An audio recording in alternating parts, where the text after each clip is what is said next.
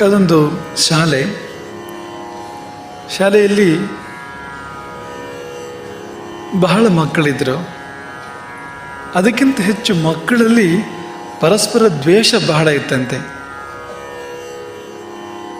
ಮಕ್ಕಳು ಪರಸ್ಪರನ್ನು ತುಂಬ ದ್ವೇಷಿಸ್ತಾ ಇದ್ರು. ಅನೇಕರನ್ನು ಶಿಕ್ಷಕರಿಗೆ ಆ ಮಕ್ಕಳಿಗೆ ಹೇಳಿ ಸಾಕಾಯಿತು.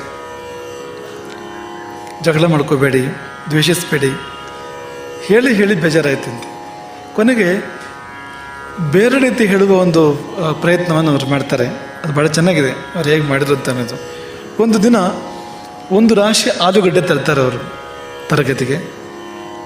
ಮಕ್ಕಳಿಗೆ ಹೇಳ್ತಾರೆ, ಈ ಆಲೂಗಡ್ಡೆ ನೀವು ತೊಗೋಬೋದು.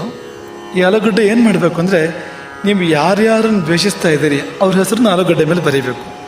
ನೀವು ಯಾರೋ ಒಬ್ಬರನ್ನೇ ದ್ವೇಷಿಸ್ತಾ ಇದ್ದರೆ ಒಂದು ಆಲೂಗಡ್ಡೆ ತಗೊಳ್ಳಿ. ಒಂದು 5 ಜನ ದ್ವೇಷಿಸ್ತಾ ಇದ್ದರೆ 5 ಆಲೂಗಡ್ಡೆ ತಗೊಳ್ಳಿ. ನೀವು ಎಷ್ಟು ಜನರ ಮೇಲೆ ನೀವು ಬೇಜಾರು ಮಾಡ್ಕೊಂಡಿದ್ದೀರಿ, ದ್ವೇಷಿಸ್ತಾ ಇದ್ದೀರಿ, ಎಷ್ಟು ಜನ ನಿಮಗೆ ಶತ್ರುಗಳು ನಿಮ್ಮ ಮನಸ್ಸಲ್ಲಿ ಸದಾ ಅವ್ರ ಬಗ್ಗೆ ನೆನಪಾಗಿ ನೋವಾಗ್ತಾ ಇರುತ್ತೆ, ಅಷ್ಟು ಆಲೂಗಡ್ಡೆ ತಗೊಂಡು ಅವರವ್ರ ಹೆಸರು ಬರೆದು ಒಂದು ಚೀಲಕ್ಕೆ ಹಾಕಿ ಇಟ್ಕೋಬೇಕು. ಅದನ್ನು ನಿಮ್ಮ ಜೊತೆಗೆ ಇರಬೇಕು ಯಾವಾಗಲೂ. ಅದು ನಾನು ಹೇಳೋವರೆಗೆ. ಸೊ ಈ ಮಕ್ಕಳಿಗೆ ಒಂದು ಹೊಸ ರೀತಿ ಅಂತ ಅನ್ನಿಸ್ತು. ಬಹುಶಃ ಅವ್ರ ಹೆಸರು ಬರೆದು ಇಟ್ಕೊಂಡ್ರೆ ಅವ್ರಿಗೇನೋ ಕೆಡುಕಾಗತ್ತೆ, ತೊಂದರೆ ಆಗುತ್ತೆ, ಅವರಿಗೆ ನಮಗೇನೋ ವಿಜಯ ಸಿಗುತ್ತೆ, ಒಂದೇನೋ ಮಾಟ ಮಂತ್ರ ಅಂತ ಮಕ್ಕಳು ಅನೇಕರು ಅನ್ಕೋತಾರೆ. ಎಲ್ಲ ಮಕ್ಕಳು ಬಂದು ಆಲೂಗಡ್ಡೆಗಳನ್ನು ತಗೋತಾರೆ. ಅವರಿಗೆ ಎಷ್ಟು ಜನರ ಮೇಲೆ ಬೇಸರ ಇತ್ತೋ ಅಥವಾ ದ್ವೇಷ ಇತ್ತೋ ಅಷ್ಟಷ್ಟು ಆಲೂಗಡ್ಡೆ ತಗೊಂಡು ಅವರ ಹೆಸರು ಬರೀತಾರೆ. ಆಲೂಗಡ್ಡೆ ಮೇಲೆ ಬರೆದು ಒಂದು ಚೀಲಕ್ಕೆ ಹಾಕಿಟ್ಕೋತಾರೆ ಜೊತೆಗೆ. ಮೇಷ್ಟ್ರ ಸೂಚನೆ ಇತ್ತು ಏನು ಅಂದರೆ, ನಿಮಗೆ ಎಷ್ಟು ಜನರ ಮೇಲೆ ದ್ವೇಷ ಇದೆಯೋ ಅಷ್ಟು ಜನರ ಹೆಸರು ಬರೆದು ಚೀಲದಲ್ಲಿ ಹಾಕಿ ಸದಾ ನಿಮ್ಮ ಜೊತೆಗೆ ಇಟ್ಕೋಬೇಕು ಅಂತ. ಎದ್ದಾಗ, ಮಲಗಿದಾಗ, ಓಡಾಡುವಾಗ, ಶಾಲೆಗೆ ಬರುವಾಗ, ಶಾಲೆಯಿಂದ ಹೋಗುವಾಗ ಯಾವಾಗಲೂ ನಿಮ್ಮ ಜೊತೆಗೆ ಇರಬೇಕು. ಒಂದು ನಿಯಮ ಅಷ್ಟೇ. ನೋಡಿ ಏನಾಗುತ್ತೆ ನೋಡಿ. ಮಕ್ಕಳು ಇಟ್ಕೊಂಡ್ರು. ಕೆಲವರು 1, ಕೆಲವರು 3, ಕೆಲವರು 8, ಕೆಲವರು 15 ಆಲೂಗಡ್ಡೆಗಳು, ಅವರವ್ರ ಹೆಸರುಗಳು ಚೀಲ ಜೊತೆಯಲ್ಲಿ. 1 ದಿನ ಆಯಿತು, 2 ದಿನ ಆಯಿತು, 4 ದಿನ ಆಯಿತು, 1 ವಾರ ಆಯಿತು. ಆಮೇಲೆ ಏನಾಗುತ್ತೆ, ಆಲೂಗಡ್ಡೆ ಏನಾಗುತ್ತೆ, ಆಮೇಲೆ ನಿಧಾನಕ್ಕೆ ಆಲೂಗಡ್ಡೆ ಕೊಳೆತು ದುರ್ಗಂಧ ಬರಲಿಕ್ಕೆ ಆರಂಭ ಆಯಿತು. ಜೊತೆಗೆ ಇಟ್ಕೋಬೇಕು, ಬಿಡ ಹಾಗಿಲ್ಲ. ಅದನ್ನು ಹೋಗ್ತಾ ಬರ್ತಾ ಜೊತೆಗೆ ಇಟ್ಕೋಬೇಕು. ಅದನ್ನು ಅವರಿಗೂ ತುಂಬ ಕಷ್ಟ, ಭಾರ ಒಂದು ಕಡೆಯಿಂದ.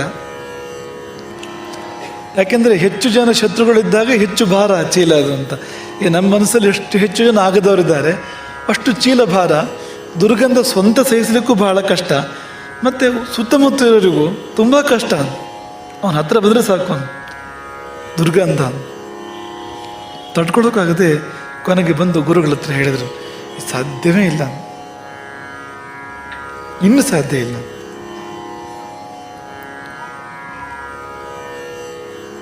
ಹಾಗಾದ್ರೆ ಏನು ಮಾಡೋದು? ಏನಲ್ಲಿ ಎಸ್ತು ಬಿಡಿ ಅದನ್ನು ಅಂತಷ್ಟೇ. ಜೊತೆಗೆ ಮನಸ್ಸಿಂದೂ ಎಸ್ತು ಬಿಡಿ. ಆ ಗುರುಗಳು ತುಂಬ ಚೆನ್ನಾಗಿ ತಿಳಿ ಹೇಳ್ತಾರೆ ಮಕ್ಕಳಿಗೆ. ನೋಡಿ, ನಿಮಗೆ ಯಾರು ನಿಮ್ಮ ಆಗದ ವ್ಯಕ್ತಿಗಳು ಅಥವಾ ಆಗದ ವಸ್ತುಗಳು, ಆಗದ ಘಟನೆಗಳು, ನಮಗೆ ದುಃಖವನ್ನು ತರ್ತಕ್ಕಂಥ ವ್ಯಕ್ತಿಗಳು, ದುಃಖವನ್ನು ತರ್ತಕ್ಕಂಥ ಘಟನೆಗಳು, ಅಂಥ ವಸ್ತುಗಳು, ನಾವು ಯಾಕಾದ್ರೆ ಭಾರ ಯಾವಾಗಲೂ ಹೊತ್ಕೊಂಡಿರಬೇಕು? ಈ ಚೀಲದಲ್ಲಿ ಅಲ್ಲದೆ ಇದ್ರೂ ಮನಸ್ಸಿನ ಚೀಲದಲ್ಲಿ ಯಾವಾಗಲೂ ಹೊತ್ಕೊಂಡಿರ್ತೇವೆ ತಾನೆ ನಾವು ಅದನ್ನು. ಈಗ ನಮಗೆ ಬೇಕಾದವರು, ನಮ್ಮ ಪ್ರೀತಿ ಪಾತ್ರರು, ಅವ್ರ ನೆನಪು ನಮಗೆ ಆಗ್ತದೋ ಇಲ್ವೋ, ಆದರೆ ಇವರ ನೆನಪು ಖಂಡಿತ ಆಗ್ತದೆ, ಆಗ್ತಾನೇ ಇರ್ತದೆ. ನಾವು ನೋಯ್ತಾನೆ ಇರ್ತೇವೆ, ದುಃಖ ಪಡ್ತಾನೆ ಇರ್ತೇವೆ. ಅದು ಭಾರ, ಅದು ದುರ್ಗಂಧ. ನಿಮ್ಮ ಮನಸ್ಸೇ ಕೊಳೆತು ನಾರಲಿಕ್ಕೆ ಆರಂಭ ಆಗ್ತದೆ. ಅಂಥ ವ್ಯಕ್ತಿಗಳನ್ನು, ವಸ್ತುಗಳನ್ನು, ಘಟನೆಗಳನ್ನು ನಿಮ್ಮ ಮನಸ್ಸಲ್ಲಿ ಇಟ್ಟುಕೊಂಡ್ರೆ ನಿಮ್ಮ ಮನಸ್ಸು ತಾನೇ ಹಾಳಾಗೋದು. ಅದಕ್ಕೆ ಉಪಾಯ ಏನು?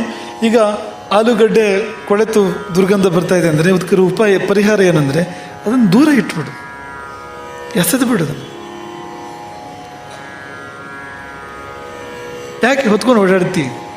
ಹಾಗೆಯೇ ನಿಮಗೊಂದು ವಸ್ತು, ಒಂದು ವ್ಯಕ್ತಿ, ಒಂದು ಘಟನೆ ನಿಮಗದು ಆಗೋದಿಲ್ಲ ಅಂತಾದರೆ ಮನಸ್ಸಿಂದ ತೆಗೆದುಹಾಕಿ. ಅದನ್ನು ಮನಸ್ಸಿನ ಚೀಲದಲ್ಲಿ ಇಟ್ಕೋಬೇಡಿ, ಇಟ್ಕೊಂಡು ಓಡಾಡಬೇಡಿ. ಓಡಾಡಿದರೆ ನಿಮಗೇ ತೊಂದರೆ. ನಿಮಗೆ ನಿಮ್ಮ ಮನಸ್ಸು ಭಾರ, ನಿಮಗೆ ನೀವು ದುರ್ಗಂಧ,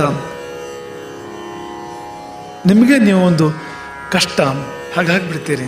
ಹಾಗಾಗಿ ಹೀಗೆ ಇವತ್ತಿನ ನಂತರ ನಿಮಗೆ ಏನೇನು ಯಾರ್ಯಾರ ಮೇಲೆ ನಿಮ್ಗೆ ಅಂಥ ಭಾವನೆಗಳಿದೆ ಆ ಘಟನೆಗಳನ್ನ ವ್ಯಕ್ತಿಗಳನ್ನ ಮನಸ್ಸಿಂದ ತೆಗೆದುಹಾಕಿ.